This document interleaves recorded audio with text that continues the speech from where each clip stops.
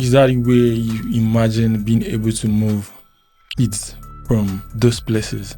Yes. Just to instill that belief that you could be a pawn and end up being a queen. Yes.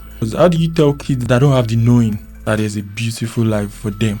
Before we started, me and my guys used to go to that Lungu. My guys used to smoke then. So after church, we just go back home. And so I saw that most of them would drop at this place and they wouldn't want me to come with them. And I just insisted, I know what, I'll come with you guys today. And I went there and they entered this very dangerous place and they were smoking and children were there smoking. And I think I just had an epiphany that this was me as a kid, right? And the only reason why I never got caught up in the cycle was because I had chess. And I had seen something better than just doing this and being in space. But for these kids, they would only act out that script because they haven't seen better and they may never see better.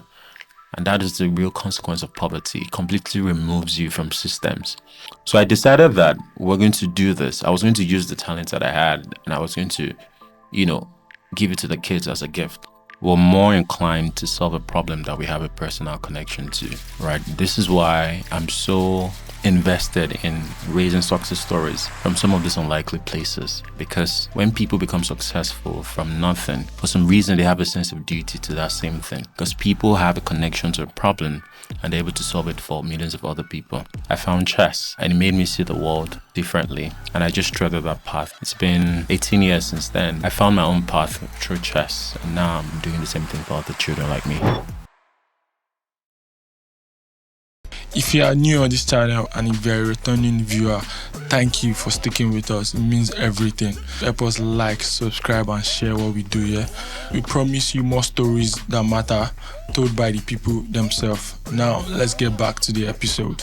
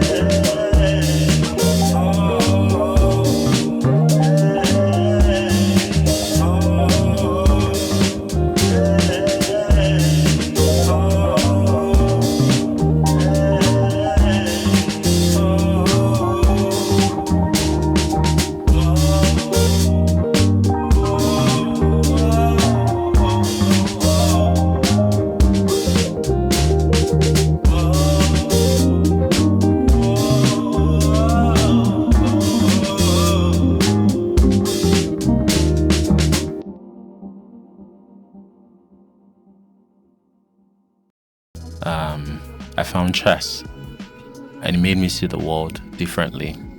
And I just treaded that path, and it's been 18 years since then. And so I found my own path through chess, and now I'm doing the same thing for other children like me. I know, like, I've listened to you tell the story, like, how there was a barbing salon across the streets where you saw a chessboard for like the first time. But when did you make that informed decision, like I was going to pursue this thing? I know there's always love at first sight, but it's not what holds on to whatever we're passionate about at the end of the day. So I just want to know, like, I've not seen you speak about where you made the informed decision, like, this is my part, and I'm going to give it everything I've got. I think there were several points, and Yoruba people would say "onokon waja." I don't think it was just one particular moment. There were many moments, that helped really, strengthen my resolve and my conviction that this is what I wanted to do. I think the earliest one was when I won a trophy at a tournament. I was 12, and I came third at a tournament for secondary school students. It was the first time I'd ever won anything. In fact, it was the first time anyone in my family had ever won anything. And I remember coming home with a trophy, a medal, and a certificate, and I think I even won a cash prize of like 2,000 naira then. And I gave it to my dad, and, I saw him cry for the first time because, yes, it was really proud. And for me, it was such a defining moment. I remember my last game during that tournament. I was playing against this Indian kid because we had a school for Indian expatriates in Nigeria participate in that tournament. And his coach was even telling him what to play, and I still won regardless, right? And for me, that was everything. And maybe for a lot of people that have had some privilege, they will never really understand how powerful this could be for a child, that came from nothing. Right, and that is the real consequence of poverty, that everything around you, is just out of your own control. Like maybe the poverty, your parents having limited opportunities, you can't control any of that. And this is why millions of people become victims of their parents' poverty, not just their parents and the environment in which they grew up in. Right, but for the first time, learning chess gave me control over one thing that I could directly influence the outcome. There was no element of luck, right? It would be like a direct result of my own efforts, of my own hard work. And that for me was agency. It was having something solid that I could own as my identity, that I could also be intellectually inclined, and I can be successful at something. That was the first point. And winning that tournament just reaffirmed that for me, that I can become the best at anything in the world, better than even the rich kids from the rich schools. Right, and that was one moment, and I think the other moment was when I got into college, and they said, "Oh, I wouldn't have to pay school fees because I was on a college chess team and I could represent my school."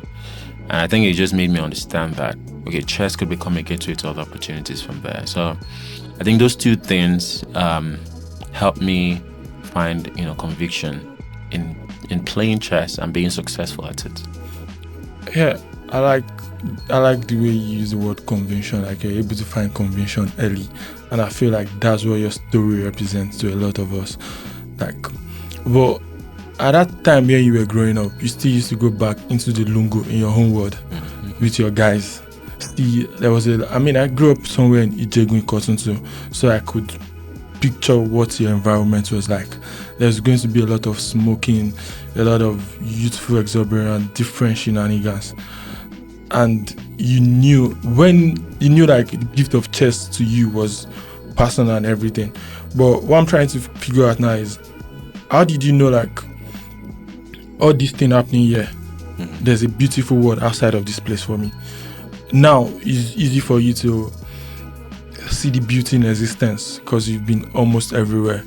The success have come along the way, but then I think success was just what you could imagine it to be.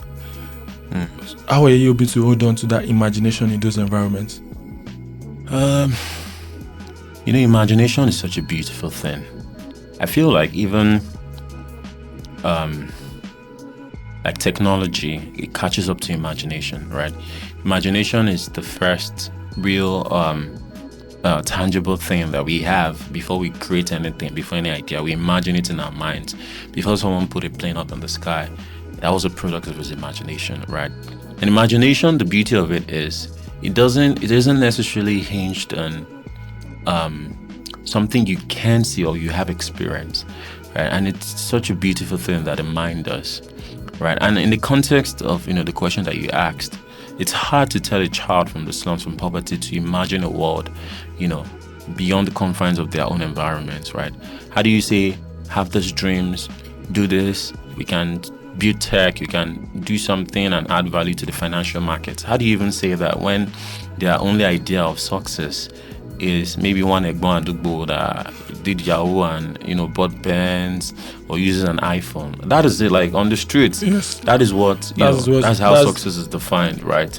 So how do you really tell a young person from those places that, oh, you can be this, you can be that, when the only templates they have, or the only role models that they had, were people that they could see, and that is the wrong kind of influence.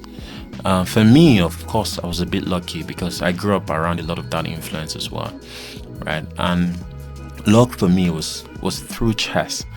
For example, the first time I ever saw a computer was because we went out for a tournament and I saw other kids training with a laptop, playing chess on the computer, and to me I was like, wow, like, what does this do? How do they use this? You're fascinated. Yes, I was deeply fascinated by it. And little by little, I started to have this higher sense of purpose, right, beyond where I grew up in, right? I remember, like, some of the kids that we used to work with in Makoko, if you tell them what do you want to be in the future, they would say, oh, I want to be a fisherman, I want to be an hairdresser. And there's a serious lack of ambition, not because they cannot become so much more, because they don't even know that it exists. Right? So chess gave me that path into seeing people and places, and that is the greatest gift from chess. It isn't just like the cognitive benefits or the intellectual identity it gives, it's the people that it introduces you to, right? People that also have the capacity for thought, for problem solving, people that are successful. Like some of the most successful people in the world, they play chess, and some of them even ascribe it as their philosophy for life. So being able to learn this and being introduced to like that community, right, became grounds for my own aspiration. Do you ascribe these strategies as part of your philosophy in what you're trying to build? Of course, absolutely. I like to say, it is more important to be a chess player in real life than to be a chess player over the board, right? Because chess for me is not just the end in itself. I no longer have any, ambition to be, a world champion or anything, right? But to be able to take all of those lessons, and it has become my philosophy for life, right? So, yeah, chess can be beyond just an end. It can be a means to several ends, right? And it can give you a framework, to think about things and to properly strategize and make plans. So, is that the way you imagine being able to move kids from those places? Yes. Just to instill that belief that you could be a pawn and end up being a queen. Yes. But in your own words, how do you tell kids that don't have the knowing, that don't have the knowing of there's a world outside of this place that I am, that there's a beautiful life for them? How do you instill that belief in them, meeting them on the first day? It's such a simple way to show them. And I remember 6 years ago when we first started in Ikorodu, I took a chess spot there. Before we started, me and my guys used to go to that lungo. My guys used to smoke then, and we used to play. I used to play piano in church, and they used to play. One used to play the guitar, the drum. So after church, we just go back home, and so I saw that most of them would drop at this place, and they wouldn't want me to come with them because I didn't smoke at the time, and I just insisted. I know what, I'll come with you guys today, and I went there, and they entered this very dangerous place, and they were smoking, and children were there smoking, and I think I just had an epiphany that, bro, like, this was me as a kid, right? And the only reason why I never got caught up in the cycle was because I had chess, and I had seen something better than just doing this and being in this space. But for these kids, they would only act out that script because they haven't seen better, and they may never see better. And that is the real consequence of poverty. It completely removes you from systems, right? So I decided that we're going to do this. I was going to use the talents that I had, and I was going to, give it to the kids as a gift. And I will speak a bit more on that later. And I took a chessboard. Me and my guys went back there. One guy that was the chief smoker there, Smile, he just gathered, we used to call him Smile, he just gathered like 5 kids. He was like, well, one be watch a correct, be fashion cook on life where we are joke over quenches. It was such a funny moment. But so they sat down, they were grumbling like, what's this? They've never seen a chessboard before. And I think the one thing I told them that probably like became the foundation for the aspiration was, I said, see, look at this chessboard. Of course in Yoruba, that the reason why you're here is because your parents didn't have certain options or couldn't make certain choices. Maybe it wasn't their fault, maybe it was, but they didn't just have options. And that is why you're born into this space, and that is why you cannot go to school, right? And I used to be a child like that too, because I couldn't go to school for 2 years because there was no money. But now listen, on this chessboard, you can make your own decisions. You can choose your own options. You can make new decisions for yourself. And those new decisions will determine the kind of life you get to live. I think that stayed with them. But beyond what I had to say, it was just showing them and letting them be involved, right? They could see that, because Uncle has taught us that this one was like this. After learning it, they got it. It was hard at first. And just giving them that gift that they could also learn, that their minds could be used, to imagine, right? To solve complex things. Chess is such a hard game to learn. A lot of even highly intelligent people run from it. But that they can do that, right? No one can ever take that away from them, right? You've given them a way to see their own potential. And when you give someone a way to see their own potential, it expands their imagination and it doesn't go back, right? So I think that was like our approach to starting, and that was how we were able to really give them that imagination that there's a future out there. Yeah, since we're on the conversation of you guys starting out, giving the gifts of imagination to people, I remember like I listened to you at some TED Talk here. He said he started at 22. Yeah. Starting out at 22, I'm sure you're familiar with Maslow's hierarchy of needs.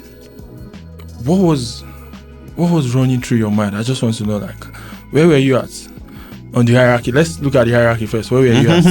Because for me, this is all about what you do. Is all about inner fulfillment, trying to find your inner purpose, not looking at the financial status of where you're at or the obstacles in the middle of you being able to achieve your dreams. And that's something very brave for a 22-year-old boy to do. Anywhere in the world, irrespective of where you come from. It's not something we find often. That's a good question. And, I've had a lot of time to think about it. Maybe now, because I have the privilege of hindsight, I can say that, it's because I was passionate. But then, I think the way I really understood it then was, there were 2 reasons. And about the Maslow's, hierarchies of need, I was definitely at the baseline. Because, even me, poverty sat me down. I was still fighting with Sakpa personally. It wasn't like I was successful or anything. Yes, like that that's age. why I was fascinated, because he didn't consider all of that. He just wanted to do what he wanted to do. Exactly. At the time, I was a teacher. I was living in Ikorodu. I was teaching in Abule Egba, Songo, so I had to wake up early, jump buses. I was teaching chess and music and computer in schools, all over. And I was just trying to make ends meet. And it was really tough. There was this one outro I had that time. It's my fat thigh, But I guess I really loved teaching, and it was just such a thing of, deep fulfillment for me that I could instill this knowledge that I had, in other people. But I was doing it for like kids in school, rich kids, people that could afford to put their kids in good schools where they could do chess and all of that.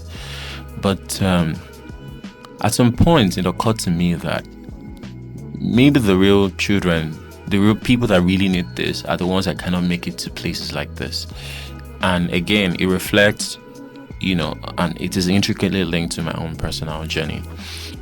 So I became very aware of that, because of my own personal journey from Ikorodu, right? But more importantly, when I was 22, I wanted to jackpot as well, right? A lot of people, my friends were leaving, people were getting into tech, into crypto, and I mean, as a young man, this is when you need to start building, and my parents had made so many sacrifices for me to go to school, right? And at the time, I remember I was teaching at Vivian Fowler, and one day one of the girls just told me that, "Uncle, this chess you are teaching us, is it so that we can become a chess teacher like you?" And I just said, you know what, I'm going to resign. I'm no longer going to be a teacher. And I resigned, and so my plan was just to leave the country. Like, me and my friend, we had planned it. We were trying to raise money, begging people, trying to see how we could, right, But I had that moment in the slums on that day with the kids, and it made me more aware, right? That was the first thing. Then the second thing was, I came to that place where, in my quest to jackpot, I also got a job, in Atlanta to be a chess coach, at a school there, right? I was going to take it, right? But in the middle of all of that, and what gave me the final conviction that I needed, where it seemed very foolish. I remember telling my mom that this was what I wanted to do, and she was just crying that, why? That you can go, you can become successful, then come back and give back. Like, it didn't make sense to anyone that at this age, all you want to do is charity, because that was what it was.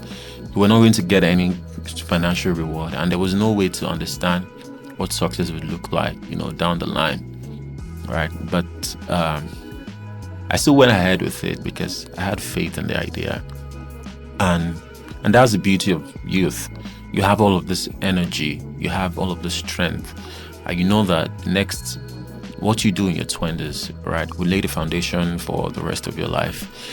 And I just really sat down and asked myself, so what do I want to do, right? And the final push was because I had this health challenge then. I've shared this sometime last year, and it was like, okay, with this health problem, maybe I have like 10 years to be strong, right? And what do I want to use those 10 years to do? Would I rather run away and just try to build success that is personal, that is selfish? Or would I rather use that time, that energy that I have, to build something for others? And I made that decision. Because of that, that was the final reason. I was like, you know what? I'll do this. And I remember writing it down that night that, and it's from that poem from Robert Frost, about taking the road less traveled, right? That I have taken the road less traveled, and I hope it makes all the difference. And even if it doesn't, I will have no regret, right? And it was just simple. I know how to play chess really well. And because it serves my own personal, my own personal ambition. But the moment I decide to share that with another person, it becomes a gift to them. And I share with another person, it becomes a gift. That is how your talent, your skill, your knowledge, the moment you decide to share with another person, becomes a gift to them. So that was the idea. This talent of chess, if I could share it with these kids that cannot go to school, that are involved in drugs and crime, it becomes a gift to them and to him and to that. And that was, to me, that was purpose. And I found purpose. And I took a couple of chess points and we just started. I know the beginning are always the toughest. How difficult was it when you guys started out just in the slum?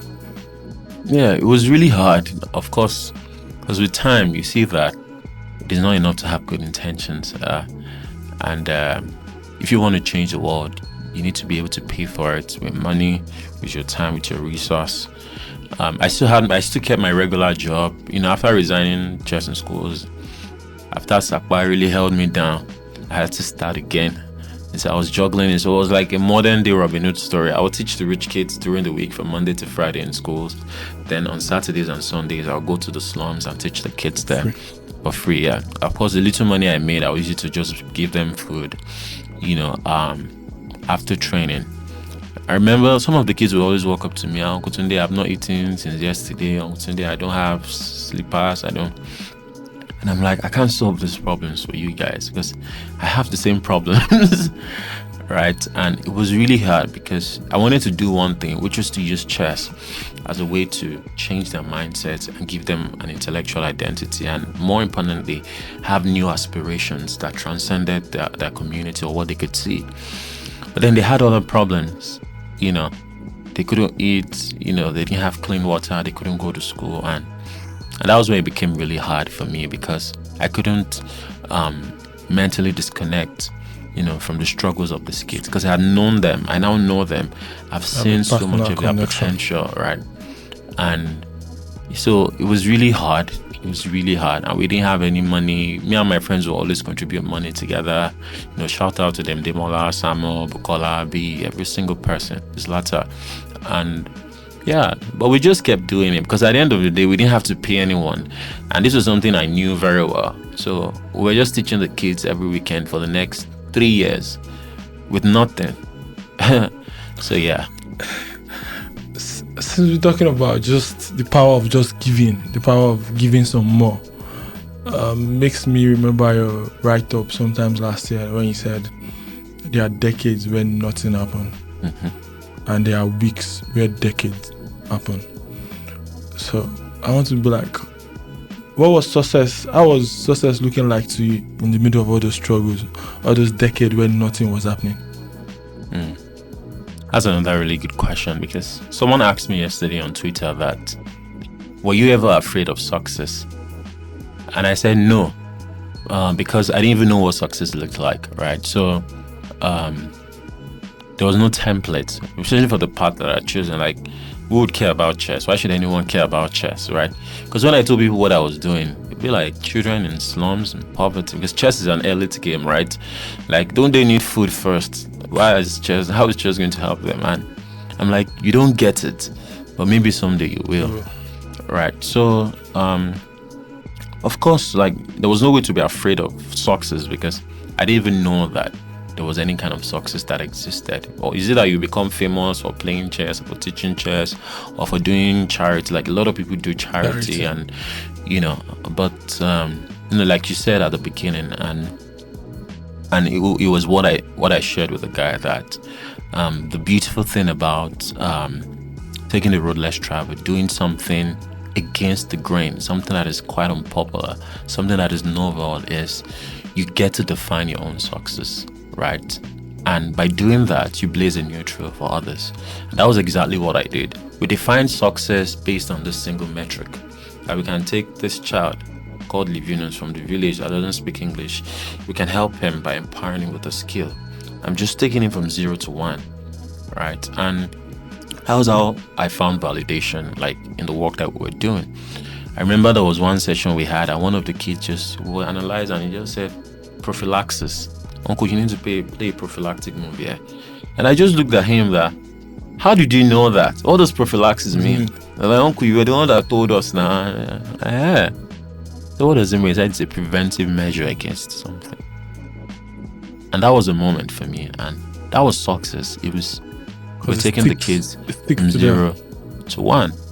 It wasn't a lot. We're not solving all the problems, right? So I think I had to find that earlier. And so even before Chess and Slums became popular, we were already successful because that success was validated in the lives of the children we were advocating for. One thing again I find very interesting about what you do, the way you carry yourself, is as success has come along the road, you try to hold on to your identity. Like, you try to send a message every time you wear the cap. You say, we are the area boys and we are trying to do things for people. I know one thing that comes with success is change. It's very inevitable when you become successful. But looking at the type of success you've come across, the people you've met, have you ever had a reason to feel like you need to change who you are? This is always a constant struggle, and it's something I've also struggled with. Because after success, how do you remain grounded? Many people have attained some sort of success in their lives, and it changes them. It's so hard to navigate success. I'm not saying I'm highly successful yet, you know, but a lot is different now. For example, now I can't go anywhere now. Most people recognize me and they're like, hey, chess master, chess master. Even in traffic sometimes. And it's always very humbling. Before, I could just do anything and nobody knows me. This was just 2 years ago. Nobody knows me, nobody cares. But now it made me a little more self-conscious, right? Because you don't want someone to take maybe pictures of you at your worst, and it just becomes a thing on social media. Everything becomes super amplified. Your love story, your relationships, everything. So, I did struggle with that too at the beginning, right? Because it's a lot to deal with. Your circles, most people now want to like be your friend. Most people want to know you. Most people want to demystify you. Most people want to help you. Most people, so many things. In fact, a lot of things I can't say, but it was just crazy. Like, I gained quite a number of followers. I started getting hundreds, thousands of messages, and it was really hard. And I did struggle a lot of times. But one thing I learned about success, that has helped me remain grounded and still remain humble, is anyone can be famous, right? Anyone can be famous. You can be famous for just maybe twerking on Instagram, whatever. But when you have an influence, it is different from fame. And understanding the distinction between both like success, being famous, and having true influence, they're two very separate things. When you have influence, people care very deeply about what you have to say. So it's like, if you know that every time you speak, the world listens, then what would you say?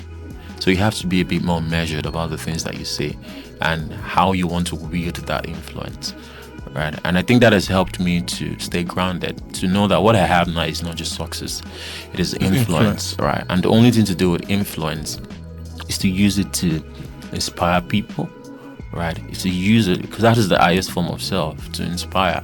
Maybe you can't change people, right? But by just being so excellent at what you do, you can really inspire people to do the same thing for their own lives, right?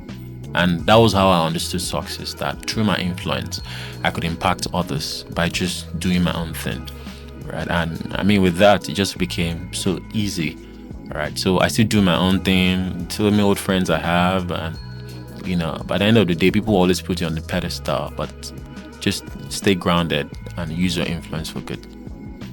Talking about the pedestal you hold now, the rise of chess in the slum, all the success that have come along, what do you think the next step for you as a person is? Because it's a story about you, not just what you've built.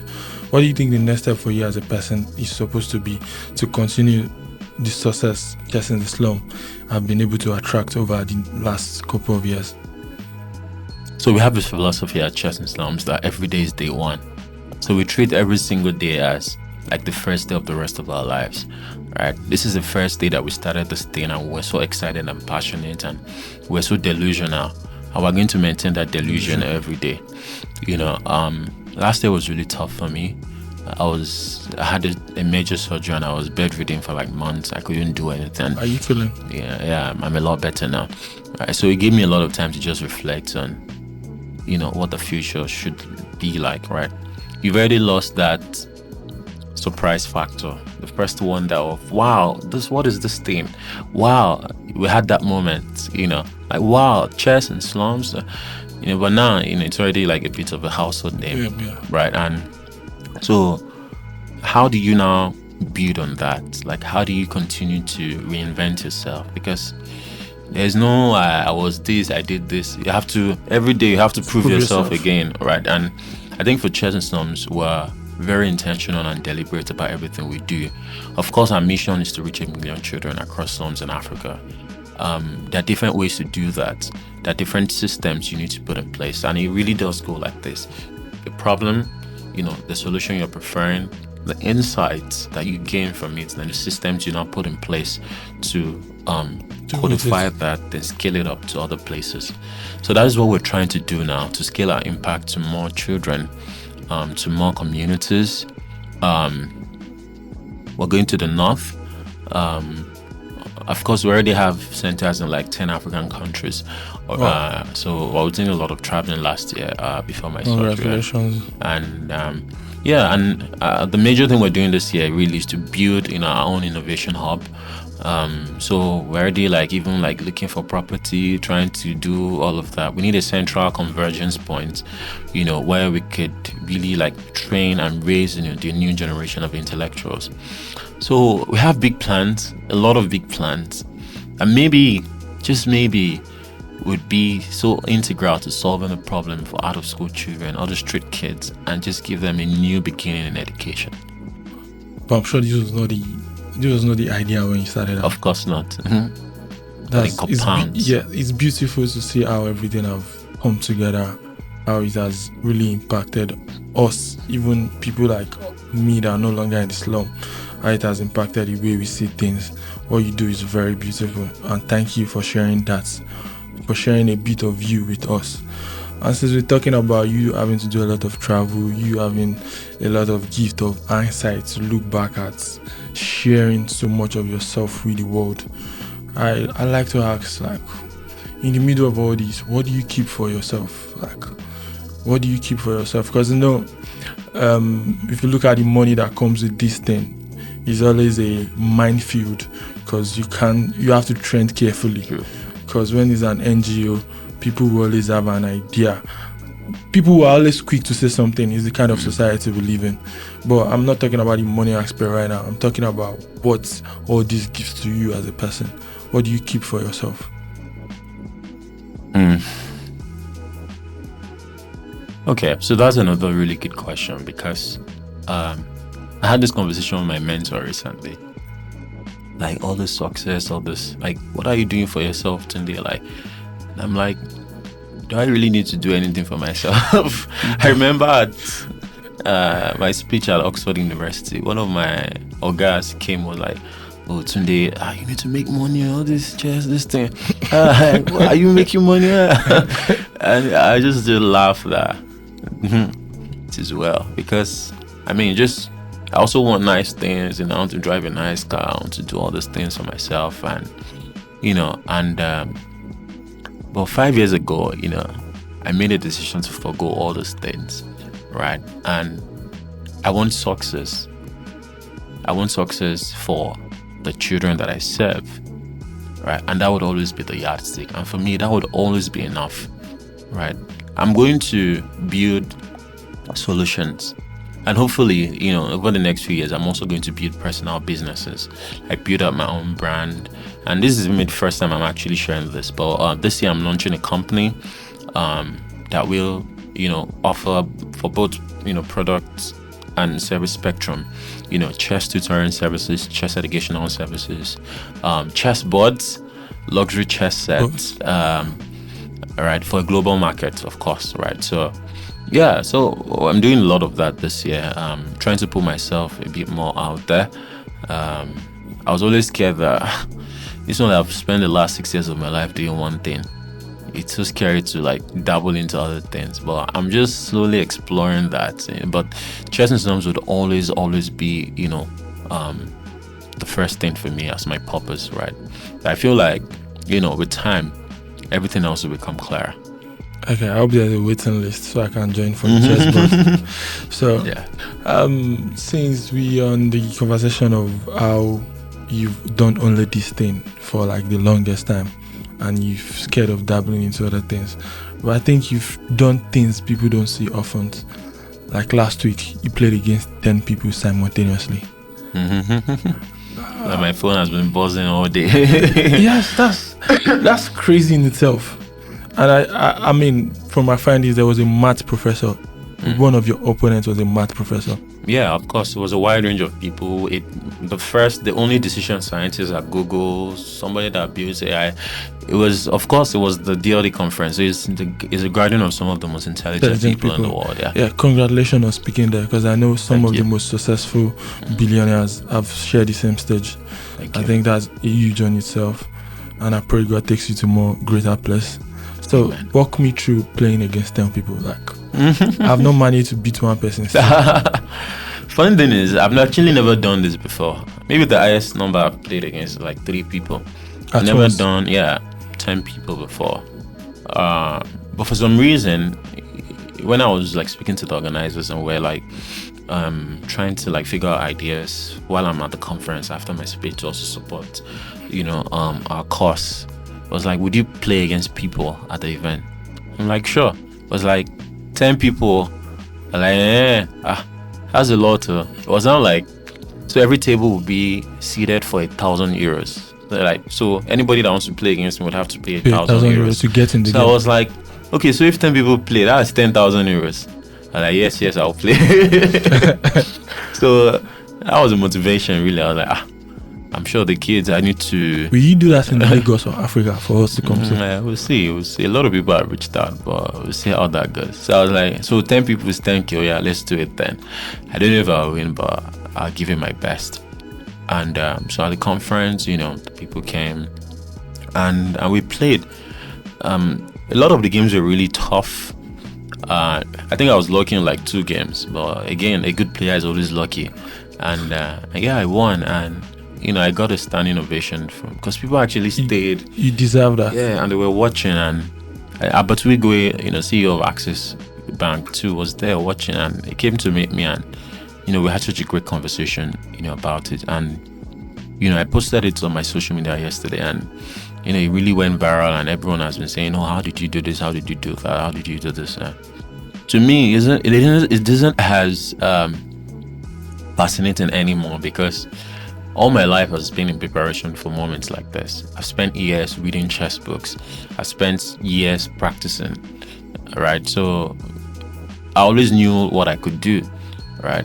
To me, it was like, doing this is because I've spent years preparing and practicing. So I can do things like this easily now. But the real hard work was and the real fascinating thing was in those quiet years. When nobody was watching, nobody, So... But the most important thing, I guess, in all of this is maybe I quit playing chess professionally 8 years ago. Maybe if I had intensified my efforts, maybe I would have become like a grandmaster, maybe one of the top players in the world.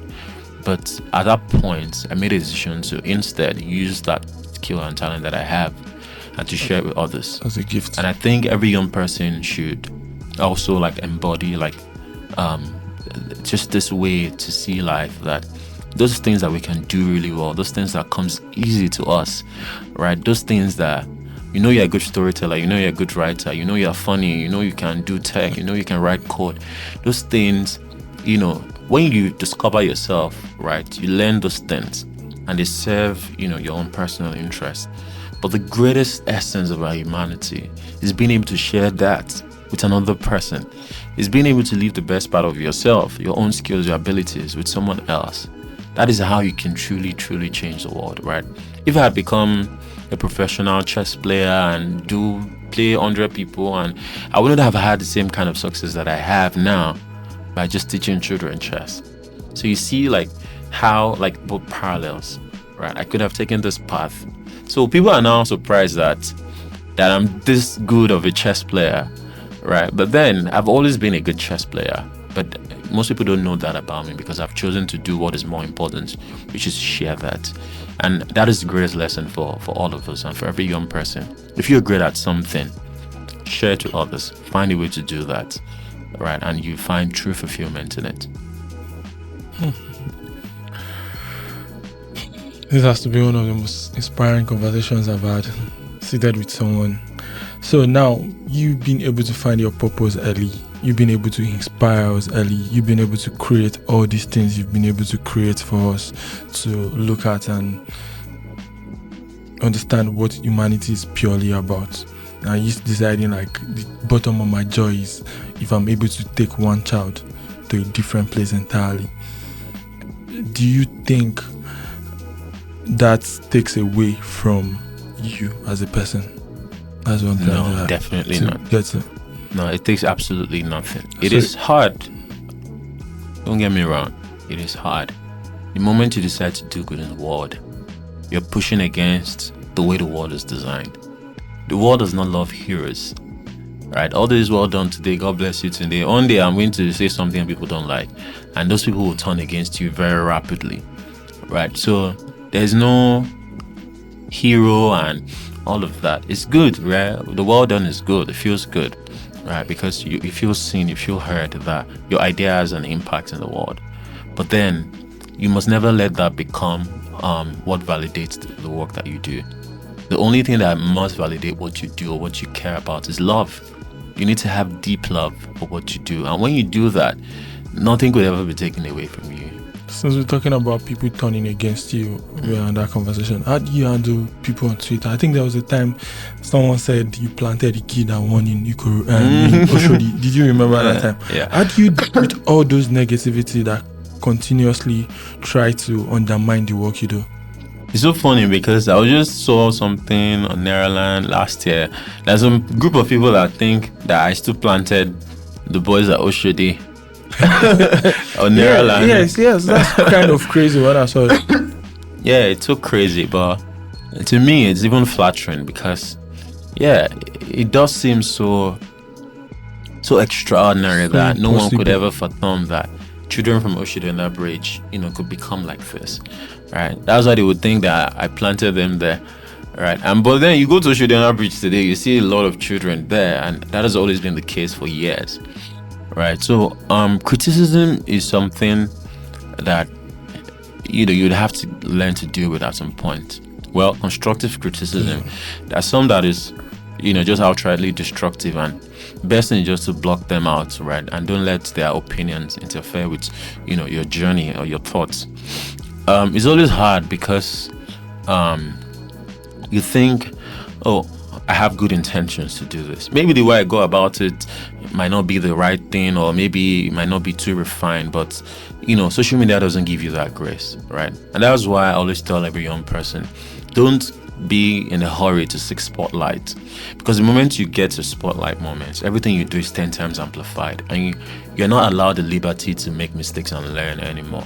So just do your thing in the decades when nothing happens, because you learn, you fail, you do again, you fail, you do again, and you grow. And when you now become successful, all of a sudden they would think it's all of a sudden, but it isn't. At the moment your mistakes become like in the spotlight, then you become afraid. You become really fearful because you want to always do something that people will like. I've moved on from that a long time ago, right? Of course, it doesn't matter, even if you're the best in after jollof rice, some people will still just hate you for it, right? And I've learned to accept it as an interesting balance, love and hate. Relationship. Yeah, it brings balance, right? I mean, Bill Gates is the reason why millions of us don't have polio, but then you see how much hate you get. Good. So I think it brings balance, right? And at the end of it all, like when everything goes quiet, both the love and the hate, it's still just you alone. It's a personal journey when you go to bed, right? So don't just seek validation in the wrong things. Do what you love. Do it with all the conviction that you have. Learn, make mistakes, be courageous, because many people are smart. Many people have ideas on how you think you should do it better. And that's what you will quickly learn in life. So many intelligent people. But you know what is rare? Doers. Courage to try, the doers. And when you have the courage to try and make mistakes and get criticized, you will be successful. And those people that are just criticizing, there are no monuments for them. No monuments for critics. So just do your thing, yeah. People that are criticizing are not in the game. No, they're not. Okay, so in you being able to build courage and confidence and being able to tell your own story the way you want it to be told, because I feel like the thing that stands out for me most when I look at Chasing the Storm is you as a person, the way you tell the story, the way you articulate your thoughts, the way you carry yourself. It talks a lot about the context of the man we're seeing today. So when all that is being put together, it's not the absence of fear. How do you deal with fear? That's what I'm trying to get to. How do you deal with fear of we're on a larger scale, we are in the spotlights, we cannot afford to do this, we cannot afford to do that? How do you deal with all of that? I mean, for me, if you knew me 6 years ago, I was a much different person. I was really shy and reserved, and I wish I did. For most people that knew me then, although they knew that I was still doing chess, but I could never imagine that I was a leader or anything.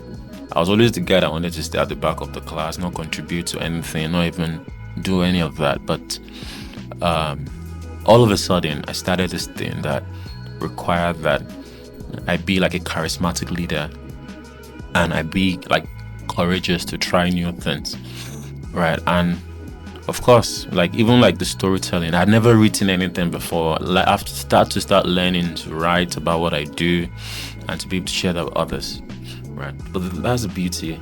You can learn, right? And the only way to conquer fear, is by doing. And I know this sounds cliche, but I just remember one thing I saw, I think Will Smith talk about. They said one night, he and his friends, they were drinking, they were drunk, and they decided, you know what, the next day we're going to go skydiving. And he was like, yes, let's do it. So he went to bed thinking it's just talk. But the next morning, the guy called, was like, oh, my brother's in town, they have a plane, oh, let's do it. And he was like, I thought you guys were joking. Apparently, he was afraid of heights, right? And it was like, God, what has he committed himself to do? So the next one, they shall went, they went up like, 30,000 feet up in the sky, and they were there, and he was afraid. He was really, really scared, and he started thinking that, I can't do this. And the other guys were flying, they were jumping, so it was a stunt. And at this thing, they have to like do 1, 2, ready, go. So he was waiting on the count of go, so he would hold on to the rims and not go. But it was like 1, 2, they just pushed him. and it flew. And when he was flying, he said in that moment, right, fear completely disappeared. Because at that moment now, it doesn't matter whether you have a parachute or anything. It doesn't matter anymore. There's nothing you can do, right? There's nothing. You have to just fly, right? And he just really reveled in the moment, and he just loved it so much. And he landed. And I mean, since then, he has done it a lot more times. And that is how, fear is conquered. Because when you throw yourself into the deep, you have nothing to lose anymore. So every single chance you get, right, throw yourself, plunge into the deep. Because when you do that, right, you want to do something else again, something more audacious. That is how you build confident expectations. So when you do something and you conquer it, you have confident expectations that you can do something even bigger. And that is how we conquer fear. So we're not afraid of the spotlight or anything. We've done great things when we had nothing, and now that we have what could be a lot, we can do even greater things. Since we're on great things, and I like to say this to you, I think you could do great things from a small place. I came across that word of yours sometimes in 2022. It was the soundtrack of my year in 2023. Even when I was at difficult places and when I was at the happiest of my year, it resonates with me that we could really do great things from a small place. So my question is, how did you come about that? When did that speak to you as a person? Truth is, I don't even remember anymore. I don't remember anymore. It was just one day, and because I write a lot, maybe I even write better than I speak, but because writing helps me really articulate my thoughts and a lot of those random things that goes on in my head, being able to write. And the interesting thing is I still don't share 80% of the things I write. Right, so there's still you should, please. I'm saving it for my book, don't worry. Okay. There's still so many untold stories, right? So writing really helps me put those thoughts, and pen it down. And it was one of those days that I was just thinking, and I wrote it down, and I pasted it just on my door, right? And I needed to see it every day, right? Because it takes a lot of effort to do great work, and sometimes it could feel unseen or unheard.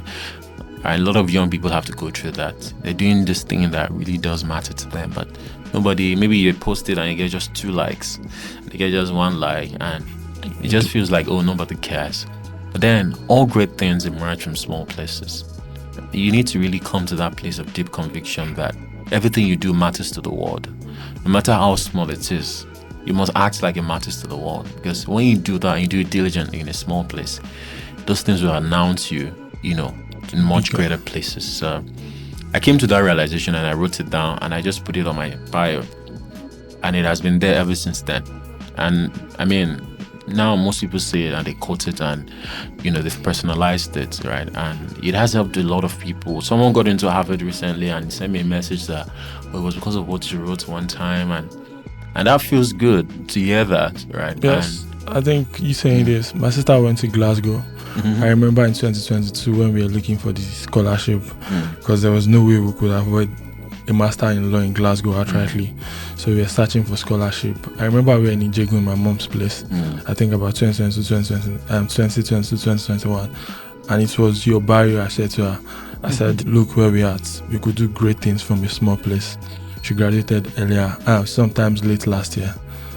That's amazing. Congrats to you as well. Thank you. That's the thing, right? Yeah, it's all about I feel like perspective. when you pick a word, it becomes your reality. If you genuinely believe it. True. If you see a word you genuinely believe, it becomes your reality. And I genuinely believe like we could do great things from a small place. Yes, we Thank can. you for doing this with me. It's been great. I've had the most fun on set today. So we like to end this with some conversations, some card conversations, questions that were written down by some of the most brilliant minds in the world, just like yours. So you pick 3 questions, we ask you, then you just give us your honest and sincere answers. All right, let's do it. All right, thank you. Just randomly, yeah? Yes, randomly. Let me pick what Albert Einstein wrote, sir. 1. Okay, let me just pick from here. 2. Okay. No, that's a playing card. You need to pick one. That's a playing card. So you need to pick one or that one. There we go. Yeah, I'll be the one reading to you, not you. Okay. Yeah, so thank you.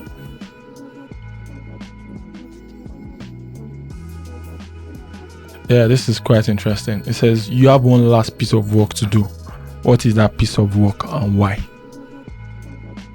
One last piece of work to do. Yeah, looking at what you do, that's why I said it's quite interesting. Yeah, I want to build the biggest chess academy in the world. I tweeted this 2 years ago. Like the biggest chess academy in the world. Why? Where it will become a safe haven for children from impoverished backgrounds to learn, where we can reimagine education for those children and prepare them for the future of work. I think that will be the hardest thing I'll ever do, to be my final work on earth. That would definitely outlive me. I don't think of it as like maybe a university or a school, just a place, right? A place that will become a safe haven to children like that, that are trying to find meaning, to their life, right? Yeah, that's what I want to do. That's a good one, and I hope God helps you achieve that. Amen. This is another good question here. What is the hardest thing you have ever done in your life? I think it's this simultaneous with 10 people. It wasn't really hard. It was audacious, but yeah, it was really hard. But yeah. But I'm sure that left you with a lot of confidence, because Of winning course. 10 people is no child. No, the caption I said I managed to win, and people were like, "What do you mean you managed to win?" I ain't nothing like managing winning 10 people. So yeah, I think I like on this note we are ending, because there was one time you tweeted I just need a fine girl to end your December. Really? You remember that? Yeah, I remember. So I like this one. This one is going to go deep into that, because I don't like really talking about relationship on here. It's more of people's journey, how they are able to be their journey. So is it ever appropriate to hurt someone's feeling? This is the question. Oh, that's an interesting question. Yeah. No, of course, it's never okay to hurt anyone.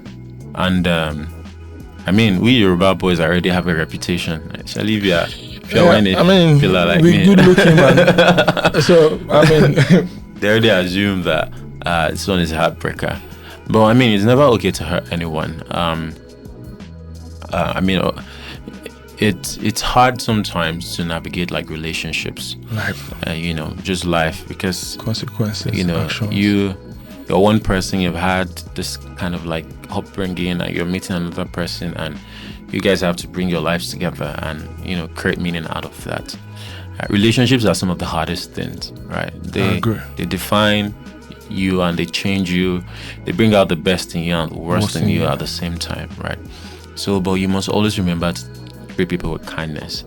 I've been in a number of relationships, and I'm still friends with a lot of people I've been with, in the past, right? And one thing that I would always be attracted to kind people. You must always be the kind of person that, you walk into a room, you're asking, how can I help? What can I contribute? Right? You have to be so easy to deal with, right? And that is really going to help you get opportunities in life, right? Just being the easiest person to deal with. It's such a life hack. And it comes to being kind, especially to someone that you claim to be in love with. And so it's never okay to hurt anyone's feelings. Definitely not. I must say thank you again for being an affirmation for everything I've believed in, that if you tell good stories, true stories, for saying it in your own word like that the world is going to listen. You don't necessarily have to do things based on what people are doing. You don't need to follow the norm. You could create your own niche, stick with it. It might take a decade. It might take a decade for the spotlight to shine on you, but it's definitely going to come. Thank you for sharing your gift with us too, and most especially thank you for doing this with me. I hope you had as much fun as I had talking about yourself. Yeah, I definitely had an amazing time. This is probably the second time I'm doing a podcast, because I mostly always just decline, right? But I think this year I also want to share more. Yeah, you should. I don't want to get caught up in the trap of talking more than actually doing stuff, but I think to a degree, young people need new role models. And this is me saying this year I want to lean more into my influence, share more, be more vulnerable about the journey, not just the success stories, but the hard lessons as well. And hopefully it just inspires others, too. So thank you for the opportunity to do this. Since you're talking about hard lessons, I'd like to ask, what is some of the hard lessons you've learned traveling this road less traveled? Oh, it's so many hard lessons. Too many hard lessons. Maybe a recent one is just maybe the understanding or the realization that you can't save everyone. And we lost a child recently, and it was really hard for me. So many ways, right? Right. So, but then there's a prayer of serenity that pray that God gives you the courage, to bear your losses, accept the things that you can't change, and the courage to change the things you can, the humility to accept the ones you can't change. So I've started to learn that, because I could be a bit stubborn about what I believe in and what I want to do, but I'm seeing that you can't change a lot of things. You can't save everyone, right? Even if it's just one that you can do, just do it and do it well, right? And maybe someday it will inspire others to take up the same mantle. And that is what I want my legacy to be. Not just, Tunde is this guy that's doing this. Say, because Tunde did this, I'm going to do this as well, right? And it's hard when you know that you want to change something, you're set out, you've invested so much in it, and it still doesn't change. It's hard. I've gotten to that point a lot of times. Of course, we've had a lot of success stories as well, which, people are always excited about, but there's so much more that is so hard to change. Right? There's so much more that does not make it to the media. That's exactly that. So, So that's it. Yeah. All right. Thank you for sharing yourself with us. Thank you for talking about yourself. Thank you for telling a story about self and talks about you. And we hope to have you sometime again when the platform is bigger both way. No worries. I wish you all the best. Yeah, thank you. All right, thank you. If you are new on this channel and if you're a returning viewer, thank you for sticking with us. It means everything. Help us like, subscribe, and share what we do here. We promise you more stories that matter, told by the people themselves. Now, let's get back to the episode.